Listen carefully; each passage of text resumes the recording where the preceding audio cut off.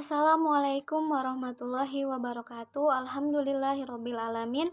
Wassalatu wassalam ala rasulillah. Rabbi syrahli sodri wa yassir li amri wahlul 'uqdatam min lisani yafqahu qawli. Puji dan syukur kami panjatkan kehadirat Allah Subhanahu wa Ta'ala yang telah memberikan kesehatan juga kesempatannya kepada kami. Tak lupa sholawat serta salam kami hadiahkan kepada Nabi besar kami Muhammad Sallallahu Alaihi Wasallam yang insya Allah akan memberikan syafaatnya kepada kami di yaumil akhir atas sholawat yang kami sampaikan. Kami mahasiswa psikologi Universitas Muhammadiyah Bandung angkatan 2020 kelas B. Saya Hana Fauzia selaku moderator dan rekan-rekan saya ada Adinda, Najwa, Syuaib, Raidina dan juga Syifa. Pada kesempatan kali ini kami akan memaparkan materi mengenai agama dan kesembuhan.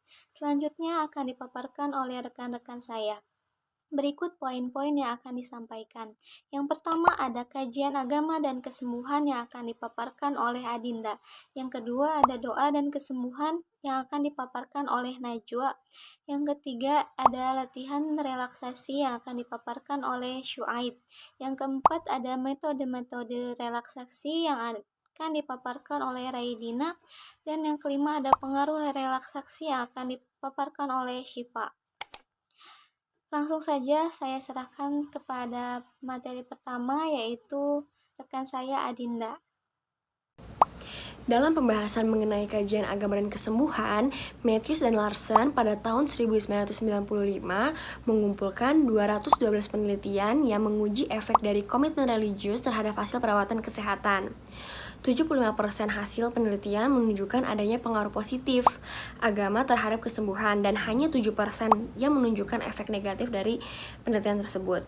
Lalu pada Koenig dan kawan-kawan pada tahun 2001 menyebutkan bahwa agama itu mempunyai peranan penting dalam kesejahteraan, memberi harapan hidup, optimisme, mendapat dukungan sosial, dan lain-lain. Lalu dalam Larson tahun 1997 terdapat relevansi agama dan kesembuhan yang dapat dikategorikan ke dalam 4 kategori. Yang pertama, mencegah penyakit atau illness prevention. Yang kedua, itu penyesuaian terhadap penyakit atau coping with illness. Yang ketiga, kesembuhan pasca operasi atau recovery from surgery. Dan yang keempat itu untuk meningkatkan hasil pengobatan atau improving treatment and outcomes. Selain itu, agama dan religius itu berfungsi banyak untuk usaha preventif dalam bidang kesehatan, seperti mencegah tindakan bunuh diri, mencegah gangguan terhadap alkohol dan obat-obatan, dan lain-lain. Lalu, selain itu, agama dan religius juga dapat menjadi coping stress. Mungkin sekian materi yang dapat saya sampaikan. Terima kasih. Halo, Assalamualaikum warahmatullahi wabarakatuh. Perkenalkan, nama saya Najwa Zaputri Mahfud dengan NIM 2207176. Di sini saya akan melanjutkan pembahasan dari teman saya tentang doa dan kesembuhan. Oke, doa bagi pasien ternyata tidak terikat oleh dimensi ruang. Maksudnya apa? Di mana kita berada atau posisi di mana kita berada, kita tidak lepas dengan namanya berdoa. Udah saya 1996. Beliau adalah seorang dokter yang banyak mengungkapkan penelitian tentang pengaruh doa. Dari berbagai penelitian yang dikumpulkan, bahwa disimpulkan secara positif berpengaruh terhadap berbagai macam penyakit. Misalnya, tekanan darah tinggi, luka, serangan jantung, sakit kepala, dan kecemasan. Kemudian bukti-bukti ilmiah tentang pengaruh agama pada umumnya, dan pengaruh doa pada khususnya ternyata berimbas pada sebagian besar masyarakat pengguna jasa. Sekian dari saya. Wassalamualaikum warahmatullahi wabarakatuh. Latihan relaksasi. Nah, latihan relaksasi itu berkembang pada awalnya di bidang kesehatan. Namun tidak dapat dipungkiri, seiring berkembangnya zaman, ternyata relaksasi ini juga mampu bergerak di bidang luar kesehatan seperti medis, pendidikan, maupun pekerjaan. Menurut Herbert Benson, menurutnya respon dari relaksasi ini ternyata mampu menyembuhkan seseorang dari suatu penyakit gitu ya, dari latihan relaksasi ini. Nah, seperti yang tadi saya bilang, proses relaksasi ini juga bergerak di luar bidang kesehatan, yaitu pendidikan misalnya, di mana efek konsentrasi dan ketenangan diri dari latihan relaksasi ini ternyata sangat mampu digunakan, sangat bermanfaat juga gitu untuk proses belajar mengajar. Nah, ternyata selain itu juga ternyata juga mampu mengembangkan kreativitas dari sang anak maupun guru. Nah, lalu di bidang pekerjaan sendiri, latihan relaksasi ini dapat menghilangkan ketegangan, kejenuhan gitu ya, dan dapat menghasilkan suatu produktivitas apabila kita berhasil menghilangkan ketegangan atau kejenuhan tersebut. Nah, dari proses kerja relaksasi ini tidak dapat dipungkiri bergerak karena sistem syaraf. Seperti yang diketahui, sistem syaraf manusia terdiri dari sistem syaraf pusat dan sistem syaraf otonom, di mana sistem syaraf pusat itu kerjanya itu mengendalikan gerakan-gerakan yang kita kontrol gitu, dapat kita kontrol seperti gerakan tangan, kepala, leher, badan, dan sebagainya. Lalu untuk fungsi syaraf otonom itu sendiri itu bekerja atau mengendalikan hal-hal yang memang sifatnya sudah otomatis seperti pernapasan, detak jantung, sistem pencernaan, dorongan seksual, dan lain-lain. Nah, bagaimana caranya agar sistem syaraf ini bekerja secara seimbang? Tentu saja dengan latihan relaksasi ini.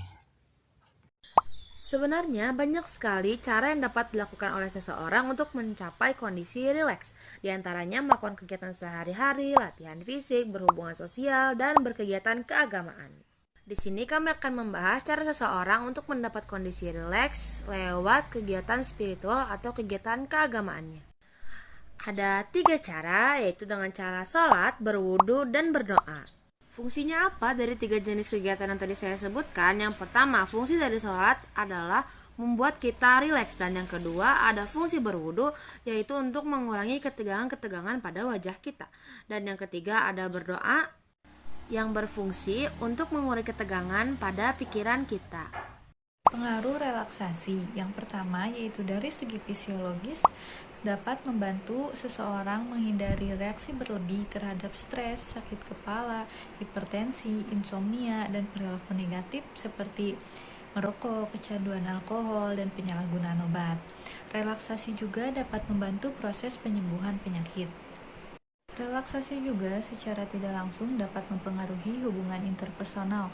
Misalnya dalam situasi konflik, orang yang tetap dapat tenang atau rileks, maka dia akan dapat berpikir lebih rasional dibanding orang yang tegang dan mudah marah. Selanjutnya yaitu dari segi psikologis, relaksasi dapat menghilangkan kecemasan. Misalnya kecemasan dalam menghadapi situasi-situasi penting di kehidupan. Adapun efek psikologis lebih jauh adalah bahwa relaksasi dapat meningkatkan harga diri dan keyakinan diri seseorang. Baik, terima kasih kepada Adinda, Najwa, Syuaib, Raidina, dan Syifa yang telah memaparkan bahasannya. Selanjutnya, kesimpulan yang dapat diambil adalah bahwa dari beberapa penelitian secara umum membuktikan bahwa orang yang memiliki agama yang kuat akan memiliki tekanan darah yang rendah, sedikit mengalami stroke, dan tingkat kematian yang rendah karena serangan jantung. Agama dan spiritualitas berfungsi banyak sebagai usaha preventif dalam bidang kesehatan. Individu yang memiliki komitmen agama yang kuat mempunyai kecenderungan yang lebih sedikit untuk melakukan bunuh diri, juga mencegah penggunaan alkohol dan obat-obatan berbahaya.